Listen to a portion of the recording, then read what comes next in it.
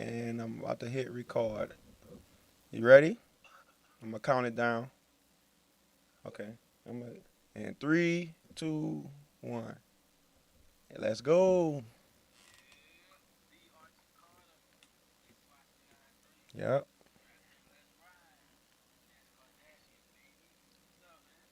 Man, we've been watching that NASCAR race for the championship, and it's getting hot. Yeah, yeah.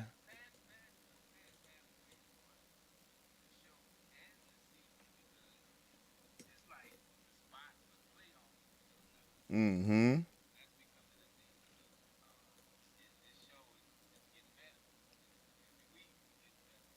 Yeah.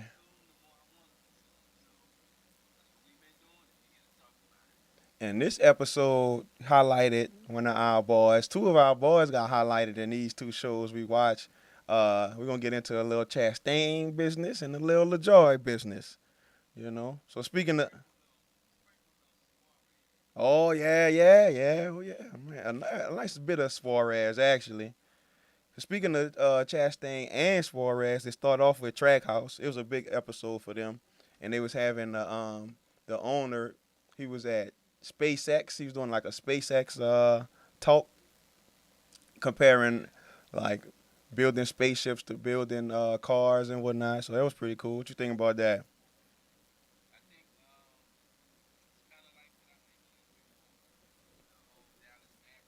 Yeah.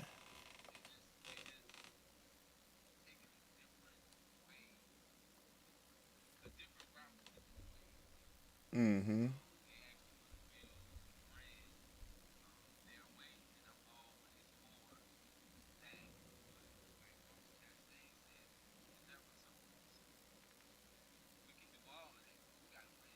Yeah.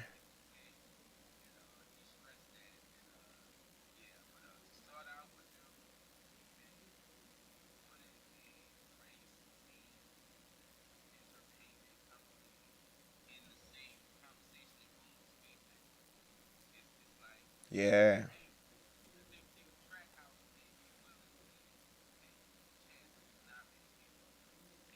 I see what you're saying. It is kind of very Mark Cuban-ish. And right out the back, they started off the show with Chastain on the watermelon truck. And they showed him, they repeated back. He actually got his first win on a previous episode, but I'm glad that they came back to it on this episode because the other episode was about something else, so they came back and touched on it right there. And he was saying that he don't care. This one, he kind of presaged some things because he was saying being aggressive is what got me here, and being aggressive is what I'm gonna stick to. And Chastain game.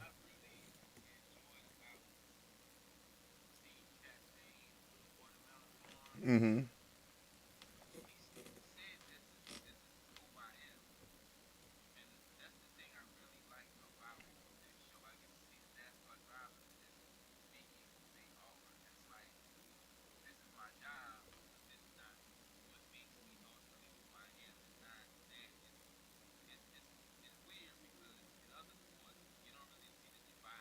Mm-hmm.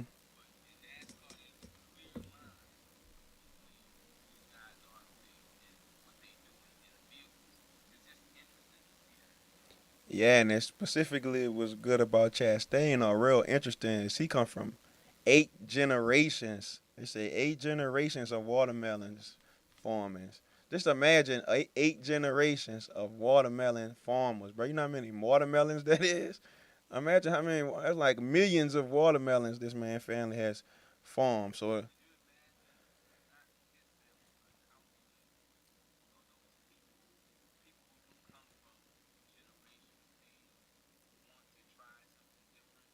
mm-hmm.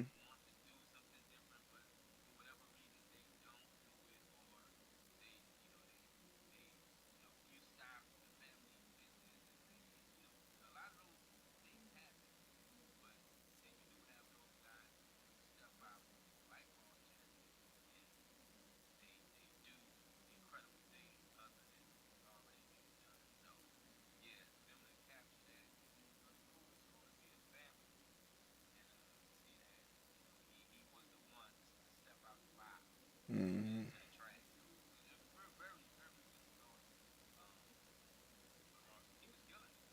Mhm.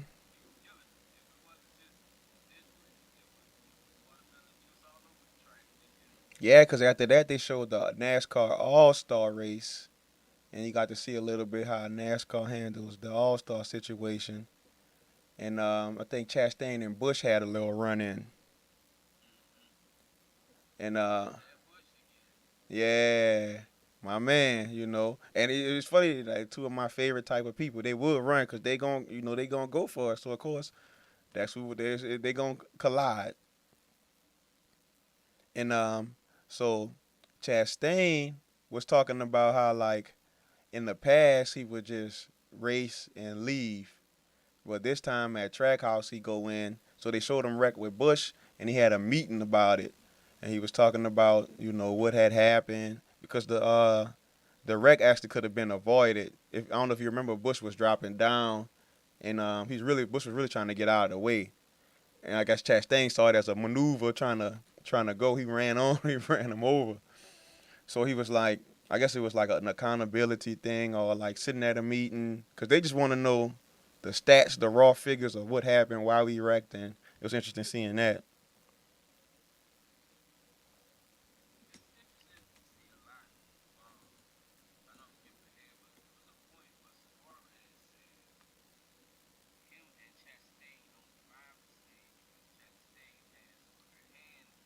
Mm-hmm.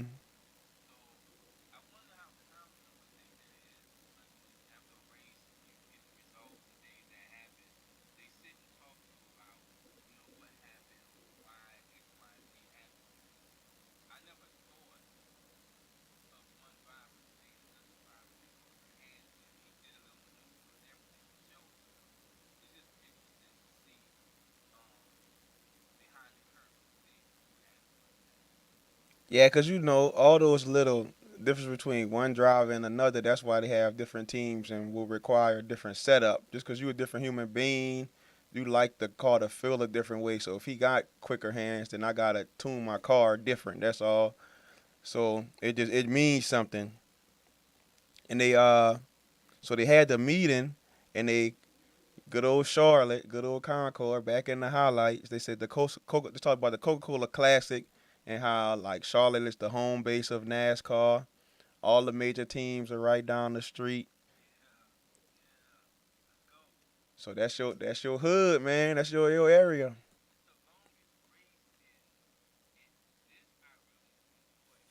Mhm.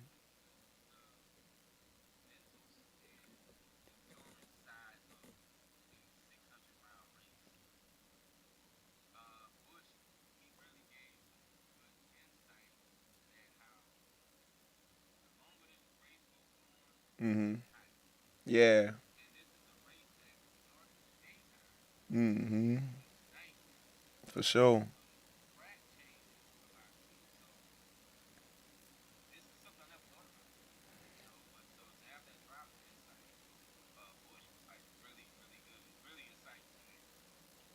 Yeah, cause that's the like you said. It's funny cause you prepare for one thing. All these conditions is changing. The race is dragging out, and then all of a sudden it's a nighttime race, and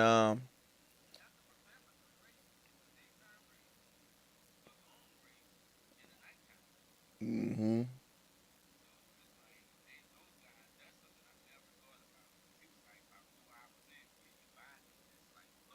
Yeah.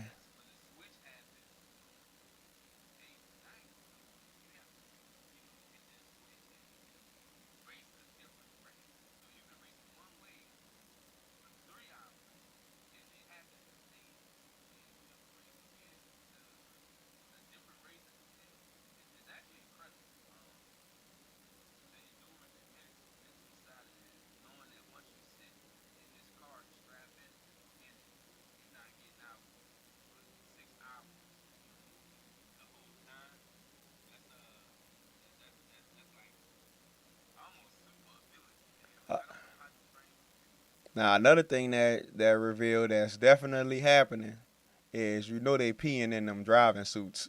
They have to. It's only It's the only thing that could possibly be happening if you're in the car for 6 hours. Literally keep hydrating yourself to stay alive. It's going. So spoiler. Yeah, because imagine if you're riding and something wrong with you. You can't get out. It's not like other sports where you could go sit on the bench, wait, stretch. Hmm.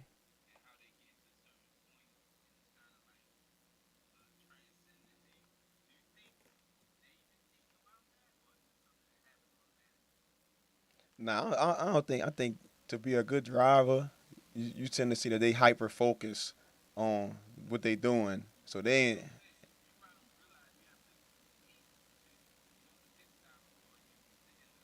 mm, yeah, yeah. So yeah, I don't think they're thinking about it. But then that's the thing though about a 6 hour race is after a while the body be like, I don't care, your bladder only got so much space. I don't care what you think about it. Physics. They got the little. Now that's very interesting too because they got all these types of funnels and tubes and a water system in those cars.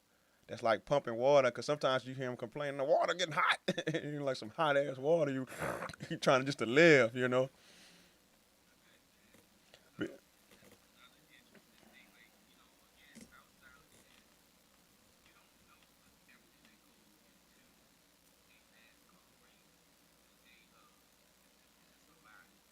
Mm-hmm. And all that's been through like innovation throughout the years, and all of that really goes back to the bootlegging history, in that when NASCAR started as bootlegging, they was literally modifying the cars to like go faster and faster to beat the police. So throughout the history of all racing, racing, you gotta say this weird, but racing is almost like how they care about being on the line so much. You also always on the line of the rules. Like if you ain't cheating, you ain't trying. So they putting tape in places. They studying the rule book to find one thing they could twist and turn to go a little bit faster because it leads to innovations in the sciences. So that's why when Chastain did that thing that we're gonna see, it's like, because we know how racers get, they'll start emulating and they'll do whatever it takes for those seconds. So driver comfort come into that, to where they had to learn that sometimes making the driver comfortable actually increase the speed. So maybe we might need to, even though it's weighing down the car and slowing it, the more comfortable driver is going faster in the end of the race. So like you say, it's all these types of weird details to have to get into. Now they talked about Kyle Busch throughout this episode. They had a lot of little flashbacks back and forth of Kyle Busch family, and you see he was getting a new daughter and whatnot. So that was nice. It's always good to see the Busch family. Mm.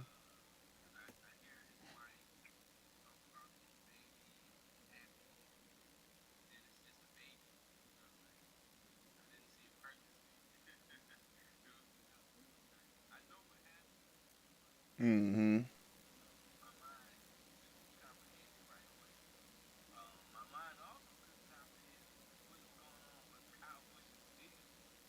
Oh yeah, yeah, yeah. So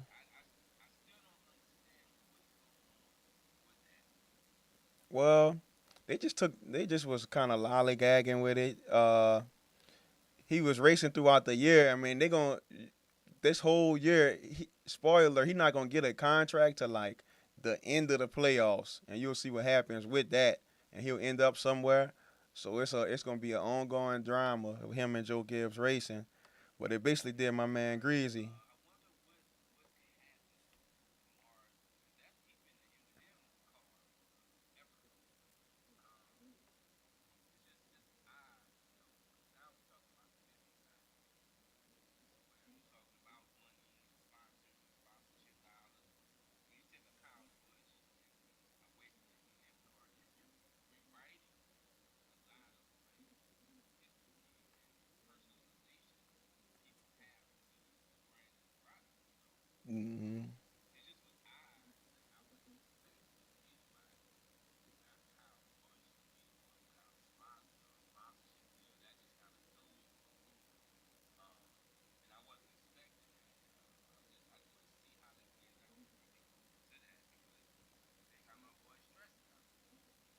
Yeah, I had to switch teams from Joe Gibbs. I ain't really messing with Joe Gibbs racing too much, because Kyle been there since 2008, and that's really the only reason I like Joe Gibbs is because of Kyle. I kind of like Hamlin, and it's almost like if the Lakers would have just let Kobe go, it'd been like, well, then what we doing here? You gonna let Kobe go?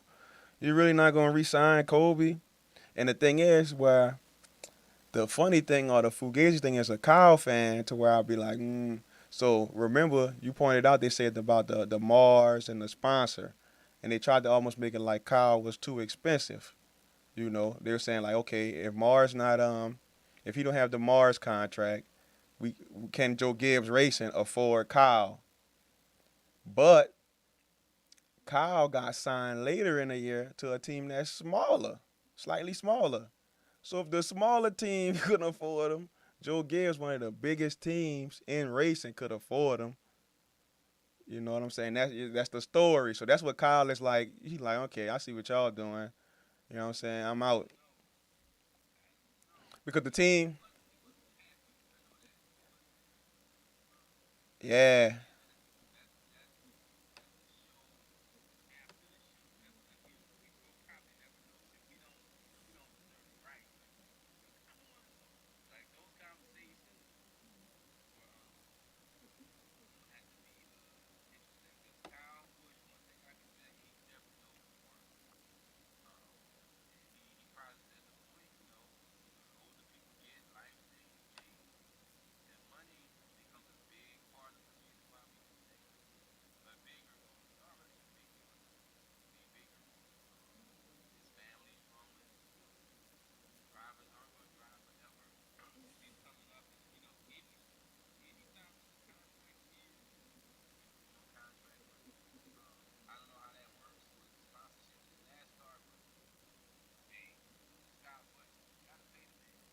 Nah, he landed in a great spot, man. Richard Childress, Earnhardt rode with them famously, so he in a great spot.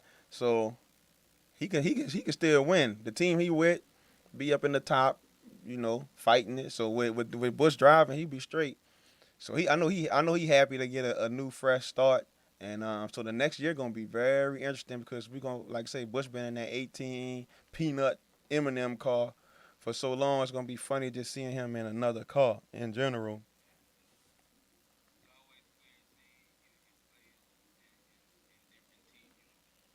hmm so Richard Childress, now the guy like Penske and back to Trackhouse. The cool thing they mentioned about them is at the time Trackhouse hired two drivers that had never won a race, and this is getting into some of the pressure Suarez was under. So the reason why Suarez was under so much pressure was imagine you and your partner, no one has won a race, then you get a new dude, and the new dude win two, you know, and you already known for not have winning the race because Suarez have been on big teams. Joe Gibbs racing the same team that we talking about got rid of Bush. Suarez was on that team at one point and he ain't win one race. So that's why the pressure was so big. That's like, man, when he win the race, that's so it was a lot of that in the episode.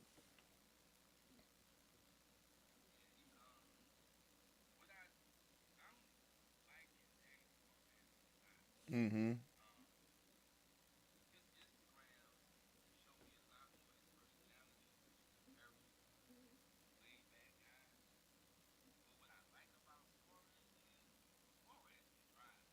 Mm-hmm.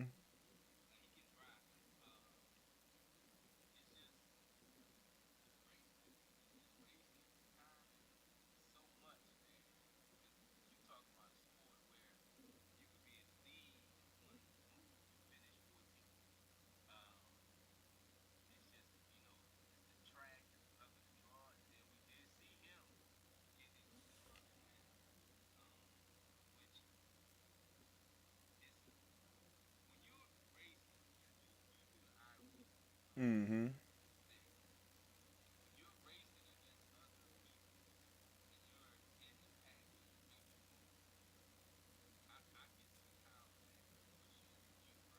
Mm-hmm.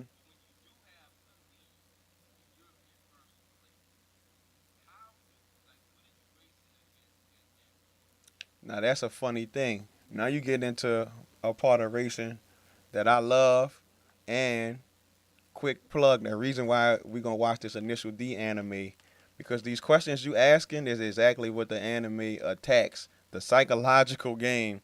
So in racing, you gotta be so on point. It's a psychological thing. So even so, at the low level I'm at on iRacing, I Mamba mentality to where I practice, practice, practice, practice, practice.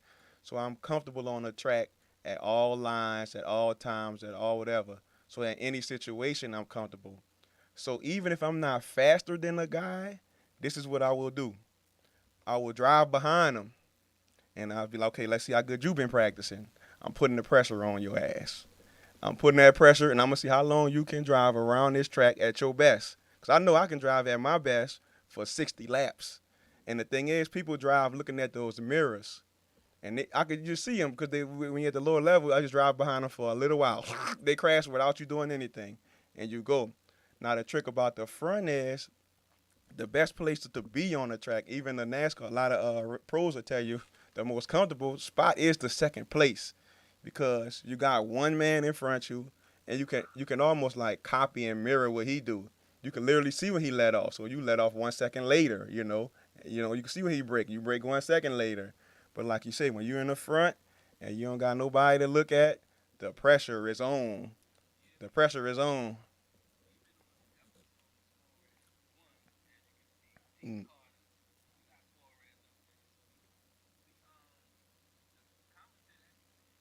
mm,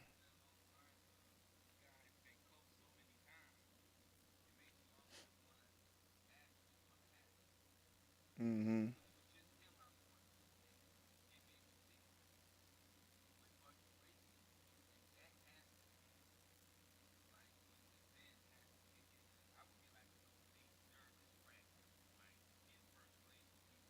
That's when they go to practice. It'll be like, man, I did this a gazillion times in practice. What's 2 more laps? What's 5 more laps? What's 10 more laps? But if you don't got that practice, that's where it. Yeah.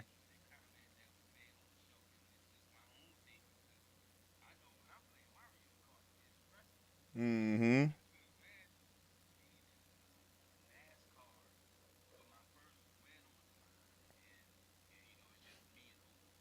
Mm-hmm.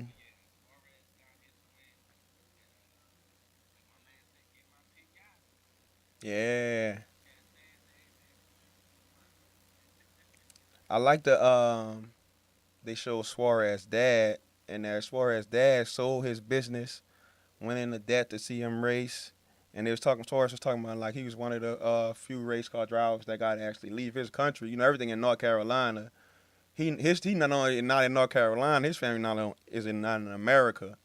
But you see that story of NASCAR dads, like racing dads, who really had to like quit their life. Cause Lewis Hamilton dad was just like that, where he had to quit everything, focus on his son's driving, and like, cause you got to pay for cars, you got to pay for trailers, you got to pay for a lot of stuff to do racing, and it paid off for him supporting his kids. So,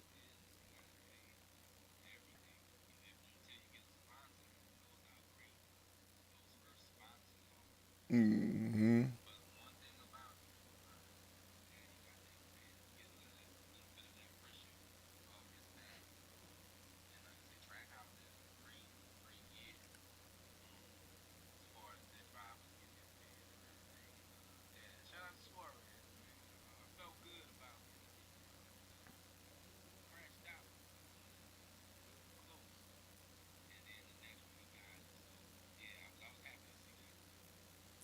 So yeah, so Bush in the show, they go back to showing Bush and the family, the royal family, and they show that huge mansion, and you see how he get along with his family. And I think I was talking to you about this another day or so, but you see how supportive his wife is, and like all the NASCAR partners seem to be extremely supportive and helpful, and like in a good situation. So it reminded me of that slogan behind every great man is a strong woman, and it really seemed like that's going on in NASCAR. Like the champions have like good wives and partners.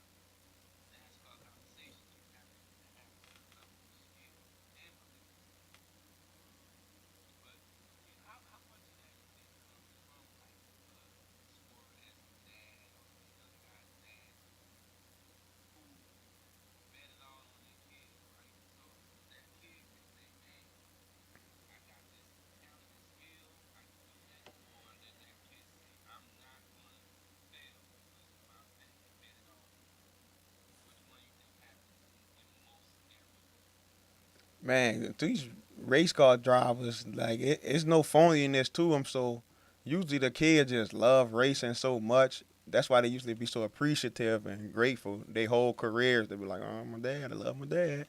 You know, so NASCAR's a very dad loving ass sport because they know they whole time they dad let them do this the funnest thing ever, and they dads be appreciating their sons because they know low key they dad like my son is the reason why I get to come and race and have a little fun too. So it's just a very mutual beneficial relationship.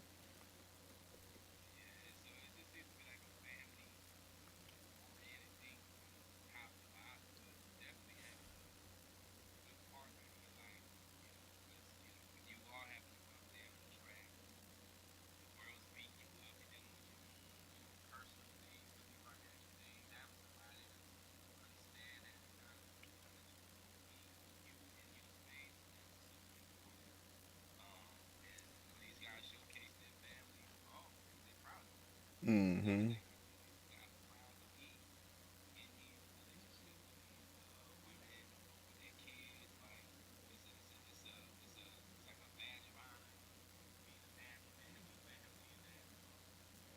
So in the Coke 600, they had a little drama. I don't know if you remember, but Suarez he hadn't got his win yet, and he was killing it, but he kept having pit troubles. And he was driving around. He was saying like something's wrong with the car. I know it. I don't know why. I was doing great. And then, do you remember what was wrong with it? It was. I was like, this is the first time we seeing it. We seeing this. Yeah. So one of the guys had just put a little more air in one of the tires than he was supposed to, and just that alone, show you how delicate it is. Had him just losing time. He like, I don't know what's going on with this, you know. And, mm-hmm. Yeah.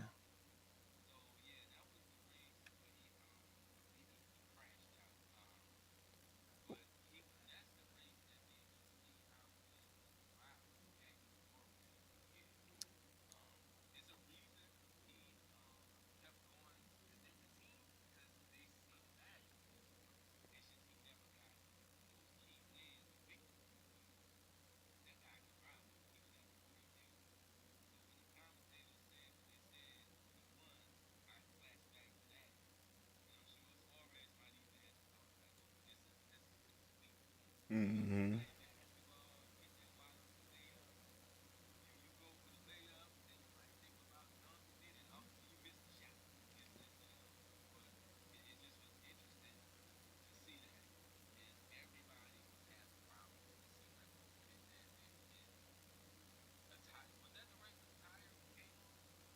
I don't know. Think that was the tire race. But that was the race where where Chastain had did the move to let Suarez go. Suarez went and Chastain felt a little betrayed. He had felt like Suarez was racing them hard, and Chastain was like, "Well, people do things in the race that they don't remember, that they also don't remember as well." You know, so it was almost like they about to show a little drama. Yeah, yeah. So a little teammate situation brewing. They gotta put it in there.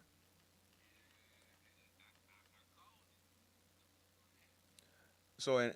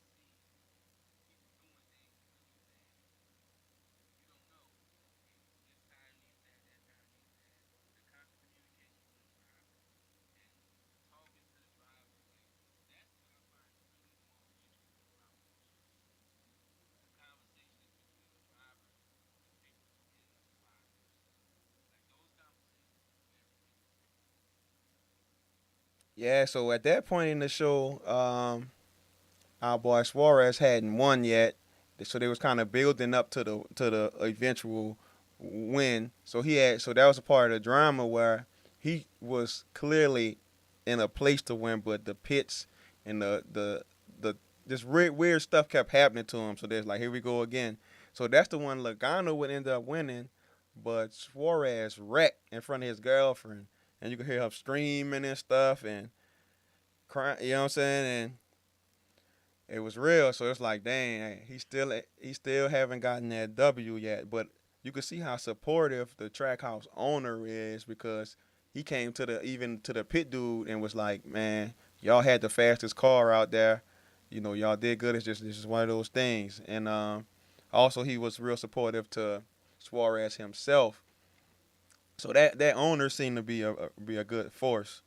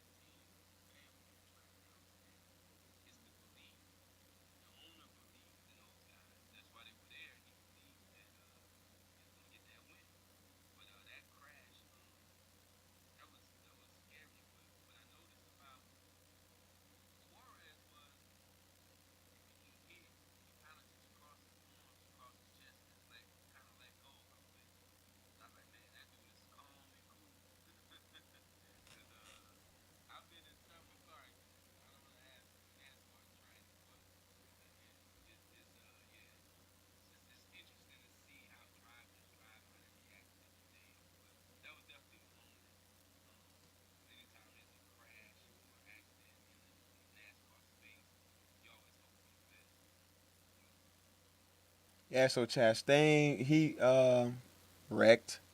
They had wanted him to pit. He was like, I'm gonna try anyway, but ended up being extremely slow. So he just pulls over, and Bush and Hamlin battle it out, the old teammate battle, and Hamlin gets the best of him. So it's like Bush. I think they even show it or hint at like Bush gonna be seeing Hamlin hanging up some more stuff. You know, Bush trying to get his win. Hamlin keep hanging up wins, so it just ties into the contract stuff.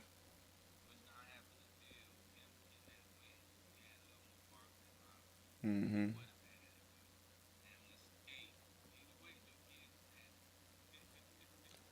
So at this point in this episode, it's looking dire because Suarez don't have no win.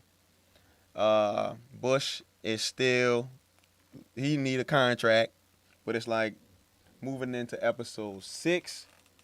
That was the theme. Can Suarez win that in episode 6? So then they went to Sonoma, California. That was the wine race, and that was a home race for Kyle Larson.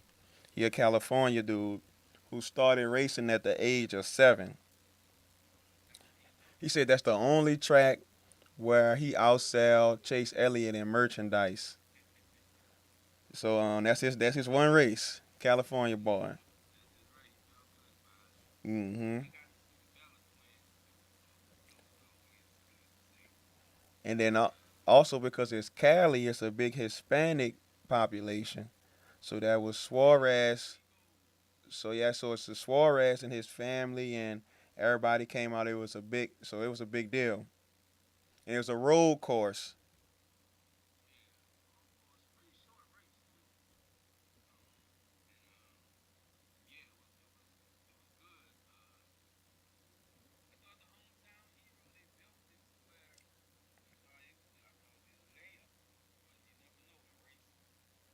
Yeah, so in the race, this is the race where Kyle Larson is actually the person who lost a tire, and that's one of the most serious penalties you could have. You got your crew. like 2 or 3 members from your crew and the boss, the main man, gets suspended for a week just for because it's dangerous. So they can't have that. So they really watch. They really tight on what you do with them tires. Don't let them roll away, or don't let them leave the pit box area. So it was crazy.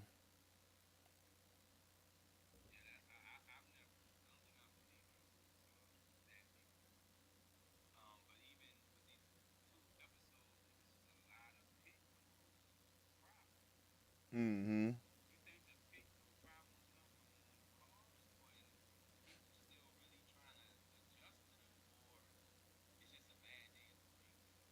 I mean, I think that's just racing. Is just that's the good thing about racing and race car drivers, and that's why they don't really complain that much. Is man, racing, you got to deal with stuff you can't avoid. You could be driving a perfect race, someone wreck in front of you, your whole day wrecked. And then you just gotta move on. So they're used to dealing with the conditions. It's usually the people around them that's the fans and other ones. But racers, racers actually secretly like weird conditions and rain, and they get hyped for that type stuff and weird things to make stuff worse, or busted tire or whatever. 'Cause- yeah, now they don't want to go slow though. But if everybody could have the same weird condition, it's like okay, let's go. Let's see who could do it the best. So at that race, that's when Suarez got his first win, which was like poetic because he got in front of the Hispanic community in California. And I remember seeing that race live and being like, dang, that's kind of wild. The dude, the Spanish guy won in Cali, man. This is a big deal. It was dope.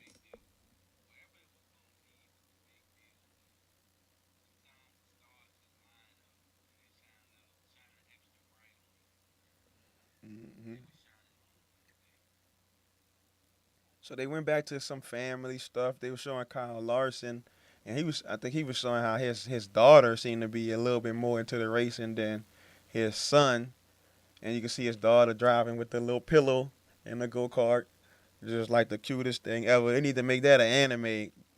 They need to go and take that Kyle Larson daughter with the pillow in the go kart, anime it up. We got a hit.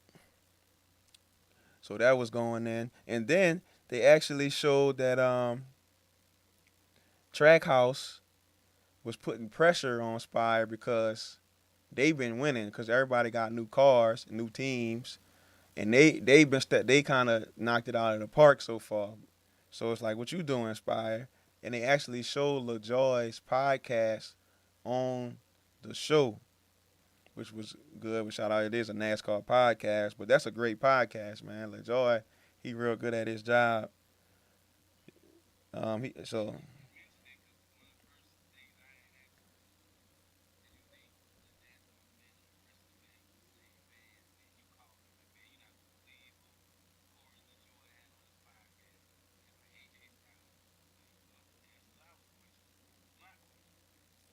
So it's amazing how he do the podcast.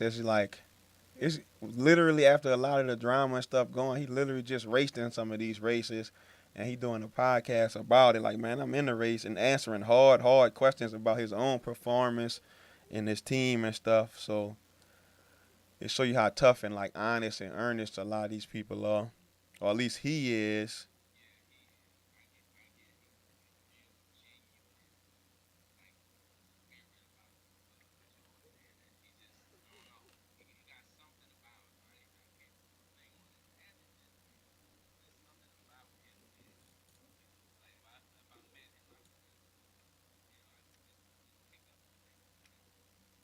Hmm.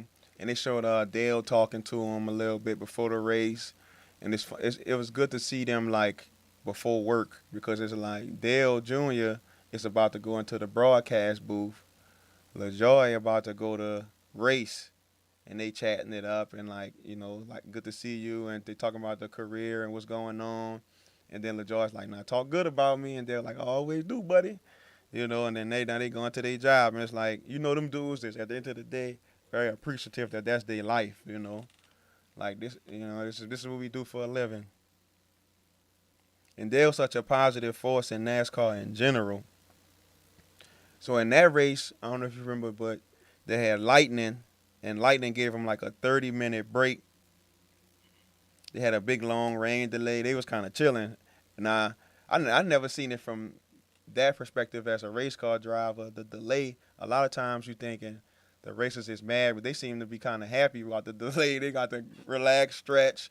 One dude was laid out. Whereas you a fan, you like, oh, you know what I'm gonna do for all this time. The ride's like, cause it's almost like you got a break at work at your job. So they chilling like, yeah, shoot, we could get more of these rain delays.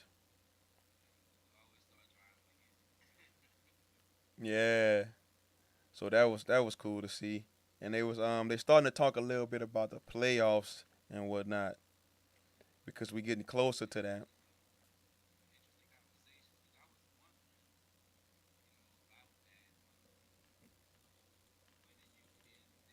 Mm-hmm. Mm-hmm.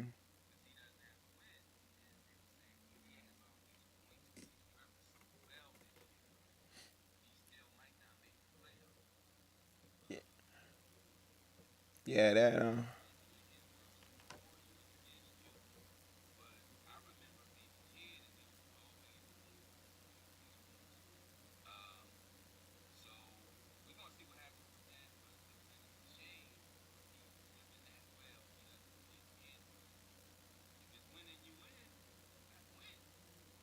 Yes, cause usually. Mm-hmm.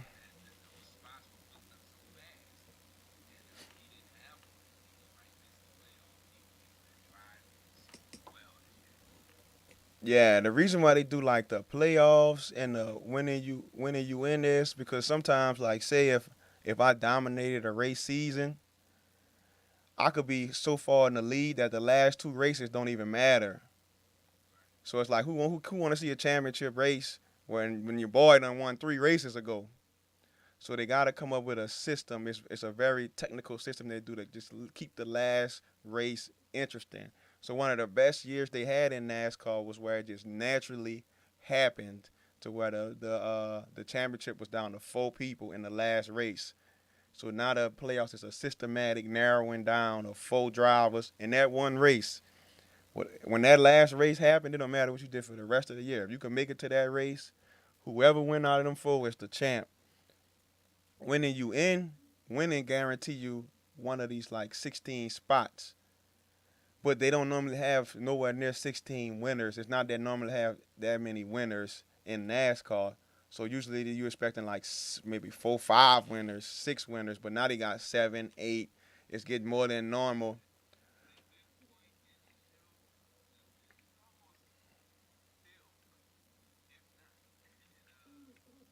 So the thing about Blaney has always been that Blaney don't necessarily win, but he plays high in the points consistently, consistently.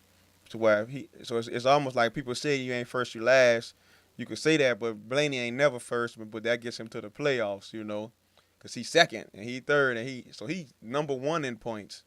And but will that get you to the promised land like that? And that's the criticism on Blaney. Can he win? Because eventually you gotta win, bro. You know what I'm saying? Or what are you even doing here? Mm-hmm.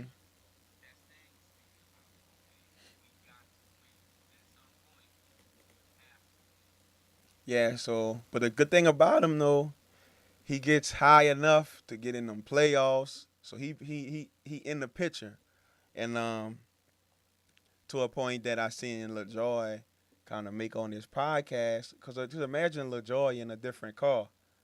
So when LaJoy racing, he can't go as hard as somebody like a Blaney.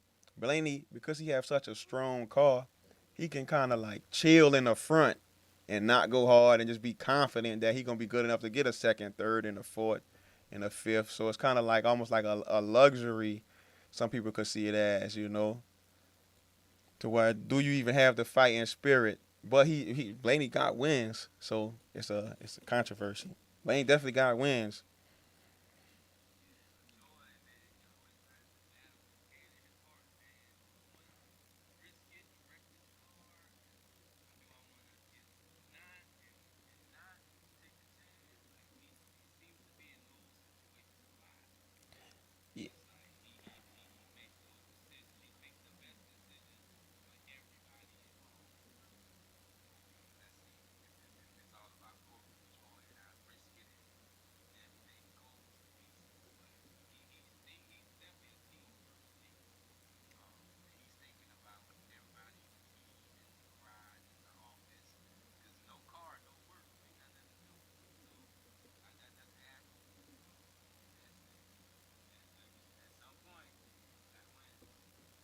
So in this show episode, he said that he was tired of holding back because playoffs is coming. And see, that's the good thing about winning. You in is even if you a back runner, if you can win, you win. So you could jump somebody like Blaney. So that's why even Blaney was like, I'm glad he ain't win. Like I love him too. Everybody love him, but I ain't win yet. Even though I'm number one in points, he win, he in, I'm not. So LaJoy tried to win. He had made it up to third, which is extremely high. The dude started. He improved 29 spots and was in the front. And it was like, you know what, we got to go for it. But he went for it. It didn't work out. And the boy, your boy, I guess I don't know. You say he was the media man. It's one of those people they show as a talking head. In between, he was like, if LaJoy win, it's gonna be the biggest party ever. It's like everybody rooting for him, but he ain't quite do it.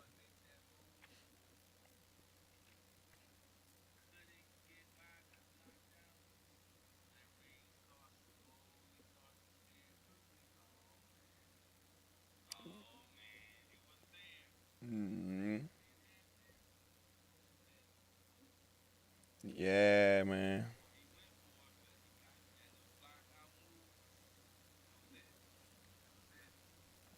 Yeah, then that's so the episode pretty much ended on that and talking about Blaney's playoff position. And so LaJoy still got a chance. Everybody they know Blaney still got a chance for these next episodes. He not in he not in the playoffs yet. He leading in the points, but as these people, LaJoy said on his podcast, they showed the clip saying that people saying that they're not gonna have 16 winners, which you never know. So if they have 16 winners, that means who cares about the points then? The points get thrown out. So it's interesting to see how that play out. And mm-hmm,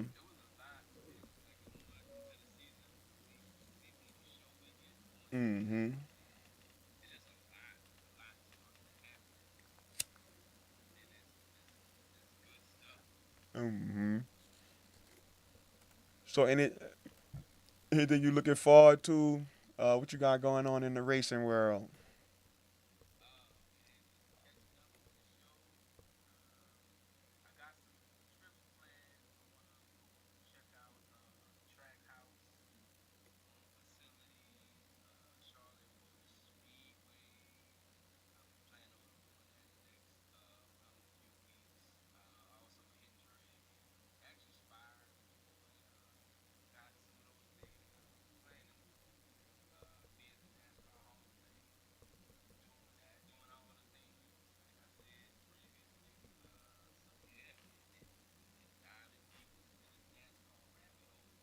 Mm-hmm.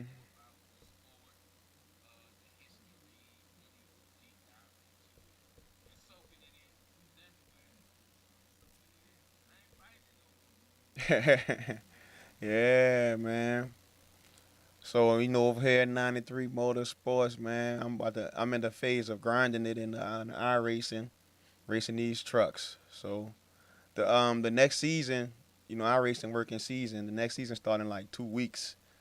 So it's gonna be my first real like season from the beginning, and I should have the A license ready to race the NASCARs. So that's what I'm gonna be trying to do in about 2 weeks. I'm practicing. I'm in my preseason right now, so we got it going down, man.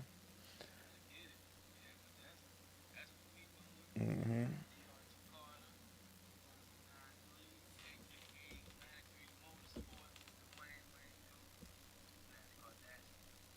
Yeah, for sure, man.